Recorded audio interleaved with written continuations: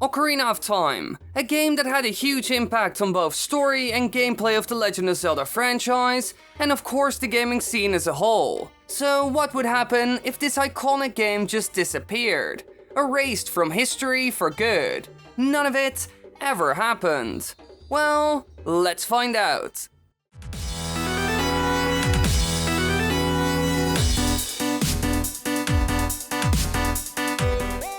The Legend of Zelda Ocarina of Time was the 5th main installment of the Legend of Zelda series and the first to be released for the Nintendo 64.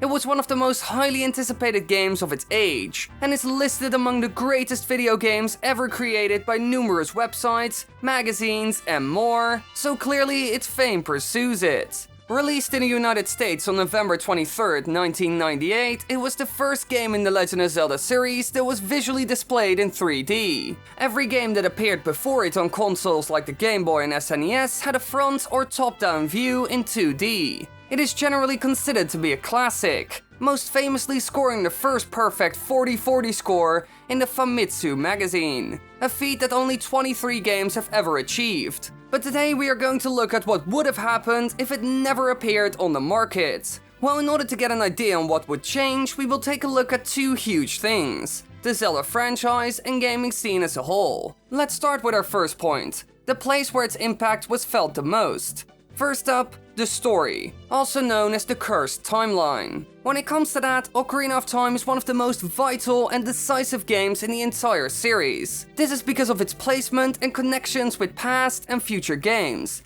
It's all connected to it, mostly because of one thing that not everyone likes: the timeline split, which had a total of 3 branches with all kinds of other games placed in them. They are known as the Downfall, Child, and Adult Timeline, and in each one of them something completely changed at the end of Ocarina of Time, or shortly after. Now, aside from how great of an idea it was, it still had a gigantic impact on the franchise. And if you take it away, an entirely new timeline would have to be created, which would probably look extremely different. So that's one thing that would happen for sure, and it could even be that Nintendo would have never come up with the timeline at all. Heck, maybe time travel wouldn't even be seen in the entire series for good. Now, some would actually be happy with this, but I'm not certain if the thing that would replace it is any better. Another thing that might be affected by this is Ganondorf himself. Not only his character, but also how much we would see him in the future. He played a major role after all, and was because of it seen in all the games after, and even included in the origin of it all. So that could possibly change as well. Maybe we would see more different villains in the games, like Vati. Besides that, his look would also change a lot, because he was only seen in beast form in the games that came before. Never did he appear as an actual human character that would talk and express any sorts of motivation. He became an actual character in Ocarina of Time,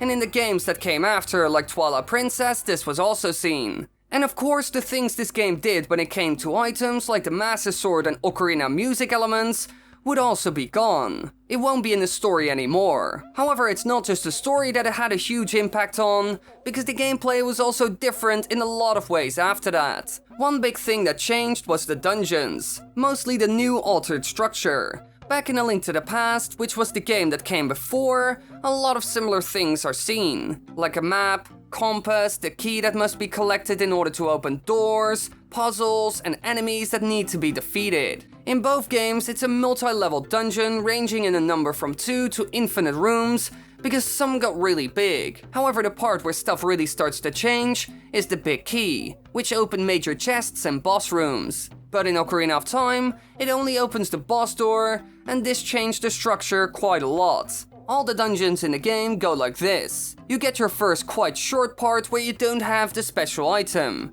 Then you get it.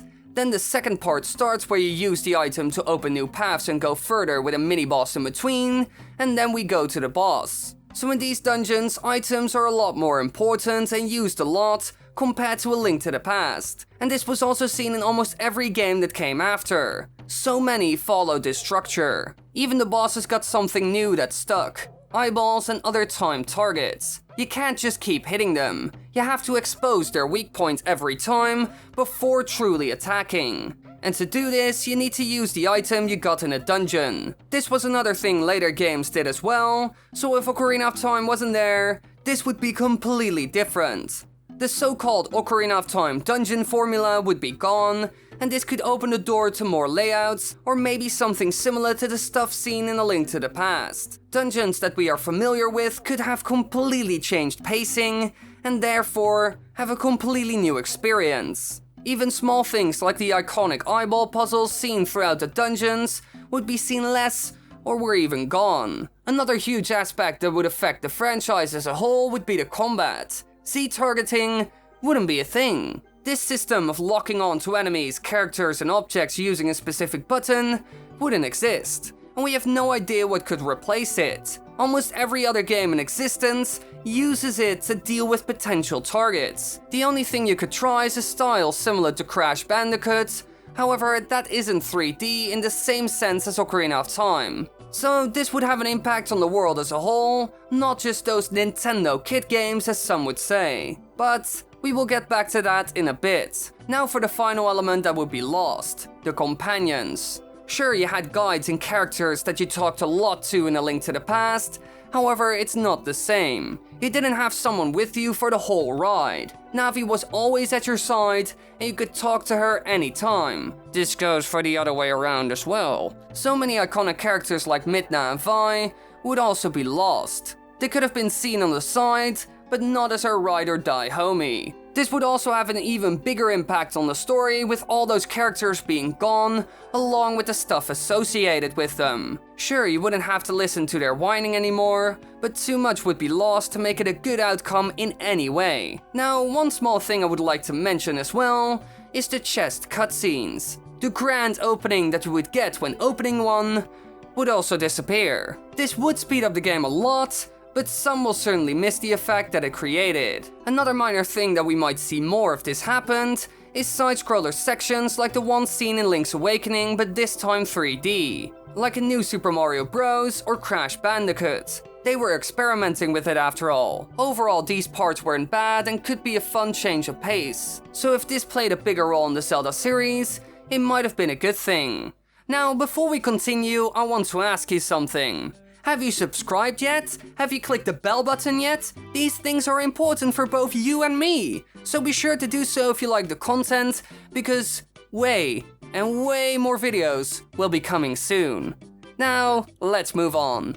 Now, aside from Zelda, this game also had a huge impact on the gaming scene. So many games take elements from this legendary title, it's insane. If you look at the whole 3D RPG adventure genre, you will see traces of Ocarina of Time everywhere. Just to name a few, you could say Darksiders, Dark Souls, Shadow of the Colossus, Okami, and a whole lot more. But what had the biggest impact on the gaming scene? The dungeons? Companions? Use of time travel? Well, no. There's one thing that shaped all games like it: Z-targeting. This is used by every 3D game with combat. All of them. Recently I was thinking of playing The Witcher 3 again, and guess what?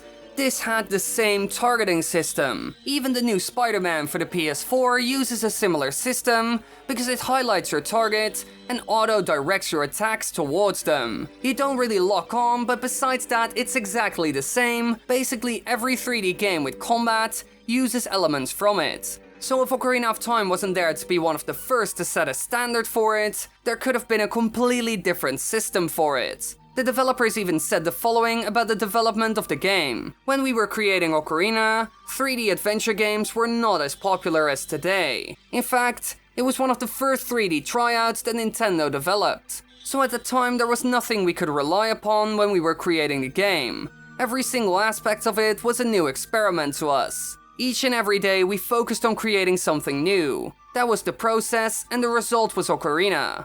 Eiji Aonuma, who was in charge of designing the game's dungeons, made these statements about the development. For them and the whole world, this was a completely new experience, and they shaped the genre and new age in video games. Now, a lot more would disappear. If I touched on all the elements affected by Ocarina of Time, then we would be here for another hour. Twilight Princess alone would take up a huge portion already. That game was entirely inspired by it. And sadly enough, we will never really know what would change if it wasn't really there. It impacted so many things, so everything could be completely different. But in the end, it was great that it was released for all of us to enjoy. Thanks for watching, everybody. I hope you enjoyed. If you want to watch more videos, be sure to click those lovely annotations and click that cool subscribe button and bell. I swear to God, it's great. Thank you for doing so. I love you.